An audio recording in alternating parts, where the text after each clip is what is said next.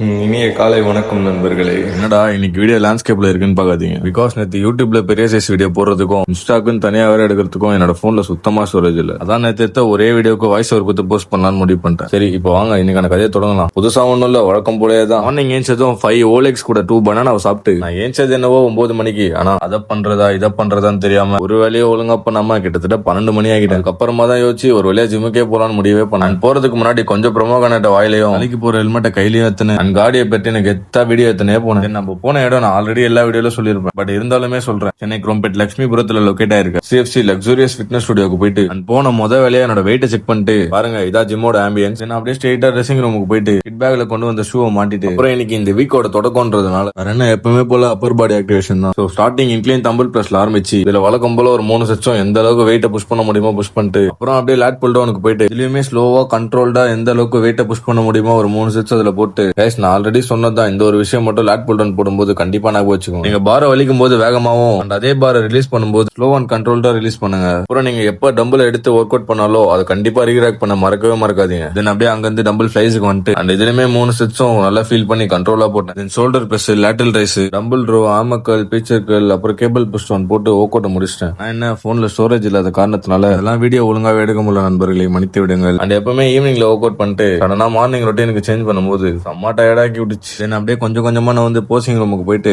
பாடியோட current condition இதான். ஏதாவது பாடியில நல்ல சேஞ்சஸ் இருந்தாலும் நாட் அட் ஆல் சாட்டிஸ்ஃபைட். கையில இருந்தே ஒழுங்கா சாப்பிடாத கேர்ல மேல ஒர்க் அவுட் எல்லாம் வேற பண்ணிட்டேனா இன்னமும் கிரிக்கிறேன்னு ஆக்கி விட்டுச்சு. சோ பொறுமையா நவுந்து ஜிம்ல இருந்து கீழே வந்துட்டு அப்புறம் பார்க்கிங்ல இருக்க காடியை தட்டினு நல்லா மெரி வச்சுட்டு தென் வீட்டுக்கு போறதுக்கு முன்னாடி பாட்டி கிட்ட ப்ளூம் யூசல்ஃப்ல இருந்து டெலிவரி ஆன பார்சல் வாங்கிட்டு கைஸ் எனக்கு டயட்ல இருக்கணும்னு ஆசையா இருக்கு, ஆனா எனக்கு ஒழுங்கா சமைக்கவே தெரியாது, அப்படி இல்லைன்னா எனக்கு சமைக்கவே டைம் இல்லைன்னு சொல்றவங்க எல்லாருமே ஸ்விக்கி அண்ட் ஜொமேட்டோல எல்லாம் ஹெல்தியான மீல் எங்க இருக்குன்னு தேடாம கமெண்ட் பாக்ஸ்லயும் கேப்ஷன்லயும் பின் பண்ற ஐடியா கான்டாக்ட் பண்ணி நல்லா டேஸ்ட் அண்ட் ஹெல்தியா அண்ட் ஆல்சோ வெஜ் அண்ட் நான்வெஜ்ல உங்களுக்கு எந்த மீல் வேணுமோ அதை பார்த்துட்டே இருக்காம பேக்கேஜ் போட்டு வாங்கிக்கோங்க. அப்புறம் காலைல நல்லா எண்ணெய் தேய்ச்சி கொஞ்ச நேரத்துக்கு தூங்கி ஏஞ்சிட்டு என்னோட 3rd and 4th மீல சாப்பிட்டு இன்னைக்கான நாளை முச்சிக்கிறேன்.